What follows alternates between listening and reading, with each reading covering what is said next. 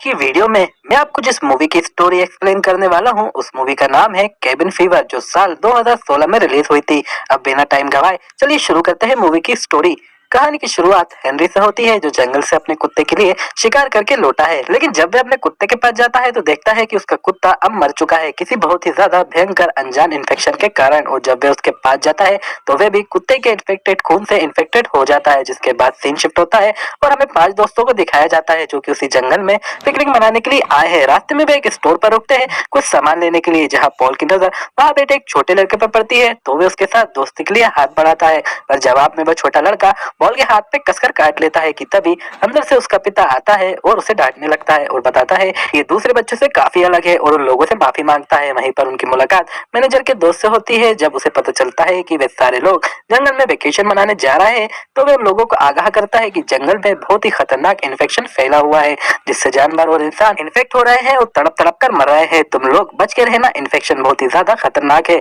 जिसके बाद ये पांचों लोग किराए पर लिए हुए अपने केबिन में पहुंच जाते हैं, जहां नेटवर्क अच्छे से काम न करने पर बर्ड नाराज होता है क्योंकि उसे यहाँ पर गेमिंग करनी थी। जिस पर उसे उसके दोस्त समझाते हैं कि हम यहाँ एंजॉय करने आए हैं, गेमिंग करने के लिए नहीं। जिसके बाद बर्ड को दिखाया जाता है जो जंगल में अपनी गन के साथ शिकार पर निकला है कि तभी वहां पर उसे हेनरी मिल जाता है, जिसे वे गलती से शूट कर देता है। हेनरी की हालत बहुत ज्यादा खराब रहती है और वे बर्ड से खुद की मदद करने को कहता है, पर बर्ड उसकी इस हालत को देखकर डर जाता है और उसे वहां से जाने को कहता है। पर हेनरी नहीं मानता और उसकी मदद करने के लिए उसे भीख मांगने लगता है, जिस पर बर्ड वहां से वापस केबिन में आ जाता है। पर वे लौटकर किसी को भी हेनरी के बारे में नहीं बताता। जिसके बाद रात के समय में पांचों दोस्त बैठकर पार्टी कर रहे होते हैं कि तभी उनके दरवाजे पर कोई दस्तक देता है। देखने पर पता चलता है कि यह हेनरी है जो अब मदद मांगने के लिए उनके पास आया है। जिसके बाद जब उसकी नजर बर्ड पर पड़ती है तो वे उन लोगों को बताना चाहता था कि बर्ड ने उसे जंगल में मरने के लिए छोड़ दिया था, पर हेनरी कुछ बताए इससे पहले ही बर्ड दरवाजा बंद कर देता है। जिस पर बाकी दोस्तों को हेनरी पर दया आ जाती है और वे उसकी मदद करने के लिए बोलते हैं, पर बर्ड दरवाजा नहीं खोलता कि तभी वे लोग देखते हैं कि हेनरी उन लोगों की गाड़ी चुराने लगता है कि तभी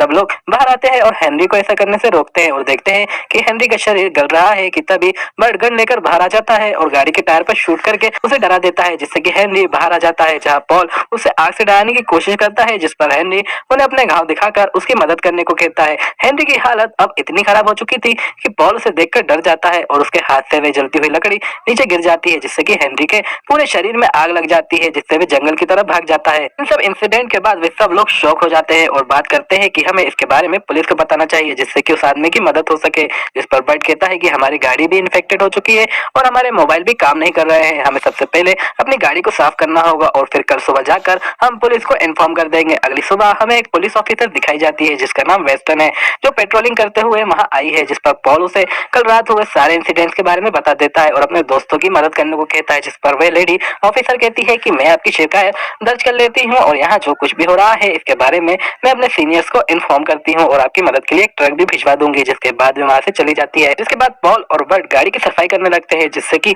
वे लोग हेनरी के खून से इन्फेक्ट ना हो कि तभी वहाँ पर उन्हें एक इन्फेक्टेड कुत्ता दिखाई देता है जो उन पर हमला करने लगता है कि तभी मसीह वहाँ आकर गन से कुत्ते पर शूट करती है, जिससे कि वे डर कर वहाँ से भाग जाता है। इसके बाद सीन केरन पर शिफ्ट होता है जो कि आराम कर रही होती है कि तभी वहाँ पॉल आ जाता है और उसे सोता हुआ देखकर वहाँ से जाने लगता है कि तभी केरन उसका हाथ पकड़कर उसे रोक लेती है और उसके साथ लेटने को कहती है। जिसके बाद में दोनों एक दूसरे के बहुत करीब आ जाते हैं कि तभी केरन को बहुत तेज दर्द होने लगता है। जब मैं ज्यादा हटाकर देखता है तो हमें पता चलता है कि केरन भी इन्फेक्टेड हो चुकी है और उसकी टांगों से खून निकलने लगता है, जिसकी वजह से वे दर्द से कराने लगती है कि तभी मैं सब लोगों को वहाँ लेकर आता है और केरन की हालत के बारे में बताता है कि केरन दर्द से तड़प रही है और उसकी मदद करने को कहता है। पर बर्ड सबको वहाँ से बाहर निकालकर केरन को बेड पर ही पड़े रहने के लिए कहता है। जिसके बाद वे दरवाजा बंद कर देता है और सब लोगों को समझाने की कोशिश करता है कि केरन अब इन्फेक्टेड हो चुकी है और अगर कोई भी उसके पास गया तो वे भी इन्फेक्टेड हो जाएगा, इसलिए हमें केरन से दूरी बनाकर रखनी होगी। बर्ड की ये बातें सब लोग मान जाते हैं। जिसके बाद में सब एक दूसरे को चेक करते ही कहीं वे लोग भी इन्फेक्टेड तो नहीं है।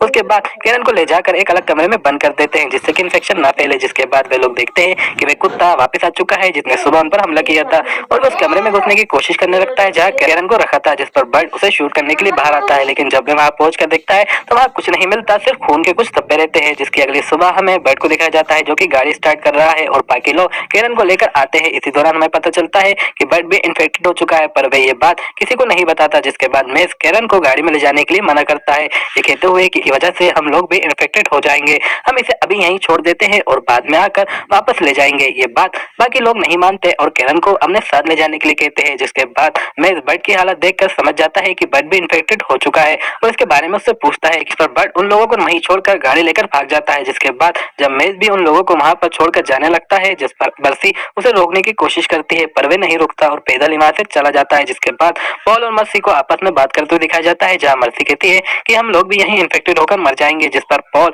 उसको समझाने की कोशिश करता है और इसी इमोशन के बीच दोनों करीब आ जाते हैं, जहाँ हमें पता चलता है कि मर्सी भी अब इन्फेक्टेड हो चुकी है। उसके बाद हमें बर्ड दिखाया जाता है जो रास्ते में पड़े स्टोर पर पहुंच जाता है और उसके मालिक से मदद करने के लिए बोलता है, जिस पर वे मदद करने के लिए तैयार हो जाता है कि तभी वहाँ बेटा उसका पागल बेटा बर्ड को जाकर काट लेता है, जिससे कि वे भी इन्फेक्टेड हो जाता है कि तभी उसका पिता वहाँ आ जाता है और बर्ड को बुरा भला कहने लगता है कि तुम्हारी वजह से मेरा इकलौता बेटा अब मर जाएगा, मैं तुम्हें नहीं छोड़ूंगा, और अंदर से बंदूक लाकर उसे शूट कर देता है, जिस पर बर्ड गाड़ी में बैठ कर वहाँ से भाग जाता है। लेकिन वे लोग उसका पीछा करते रहते हैं कि तभी बर्ड उन लोगों से बचने के लिए गाड़ी छोड़कर जंगल की तरफ भागता है। जिसके बाद हमें मर्सी को दिखाया जाता है जो नहा रही होती है और इधर से अपने बाल बना रही होती है, लेकिन अब उसका इन्फेक्शन बढ़ने लगता है और बाल बनाते में उसके पैर से खून निकलने लगता है और देखते ही देखते उसके पैर की खाल निकल कर उसके हाथ में आ जाती है और उसकी पूरी बॉडी जलने लगती है और उसका साथ छोड़ने लगती है, उसके पूरे शरीर में ब्लीडिंग होने लगती है, जिससे वे दर्द से तड़पने लगती है और बाहर आकर मदद करने के लिए चिल्लाती है, पर वहाँ उसकी मदद के लिए कोई नहीं होता कि तभी वहाँ पर वह इन्फेक्टेड कुत्ता आ जाता है और मर्सी पर हमला कर देता है, जिसके चीखने की आवाज सुनकर पॉल वहाँ जाता है और देखता है कि मर्सी को कुत्ते ने पूरी तरह से खा लिया है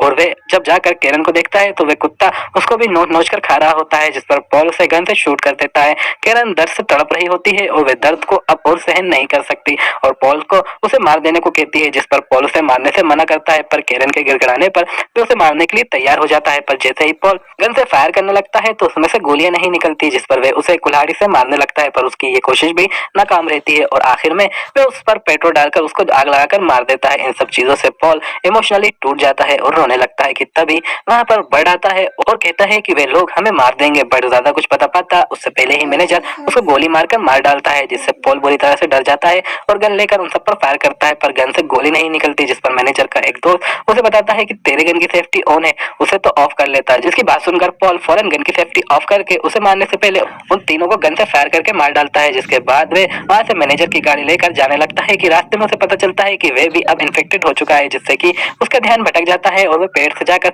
टकरा जाता है और जैसे ही वह गाड़ी से बाहर उतर कर आता है गाड़ी पूरी तरह से जलकर राख हो जाती है और फिर वह जंगल का रास्ता खोजने के लिए पैदल ही चलने लगता है, जहाँ उसे नई ऑफिसर मिलती है जो उस दिन उसके पास आई थी, जिस पर वह उस ऑफिसर पर चिल्लाता है, उसे कहता है कि तुमने हमारी मदद नहीं करी जिसकी वजह से मेरे सारे दोस्त मारे गए, जिस पर वह ऑफिसर उसे देखकर समझ जाती है कि वह इन्फेक्टेड है और उसे दूर रहने को कहती है और उसे एक रास्ता बताती है, अगर वह उस तरफ जाएगा तो उसे एक डॉक्टर मिलेगा जिससे वह अपना इलाज करवा सकता है। जिसके बाद पॉल जब उस रास्ते पर आगे बढ़ता है तो कुछ दूर जाने पर ही सड़क खत्म हो जाती है और वह समझ जाता है कि उस ऑफिसर ने उसे गलत रास्ता बताया था और वह अब इस जंगल में फंस गया है। जिसके बाद वह वहीं पर रोता हुआ बैठ जाता है। जिसके बाद सुबह का सीन दिखाया जाता है जहाँ मेज अब वापस आ चुका है और वहाँ अपने सभी दोस्तों को मरा हुआ पाता है और देखता है कि वह भी अब इन्फेक्टेड हो चुका है, जिससे कि उसका मानसिक संतुलन हिल जाता है और वह जोरों से हंसने लगता है कि तभी एक गोली मेज के दिमाग में लगती है और वह वहीं मर जाता है। ये गोली किसी और ने नहीं बल्कि उसे इंस्पेक्टर ने मारी होती है। वहीं पॉल भी जंगल में इन्फेक्ट होकर मर जाता है। जिसके बाद वहाँ पुलिस आती है, उन सभी लोगों की डेड बॉडी लेकर चली जाती है और इसी के साथ ये मूवी यहीं पर खत्म हो जाती है। दोस्तों आपको इस मूवी की स्टोरी कैसी लगी मुझे नीचे कमेंट करके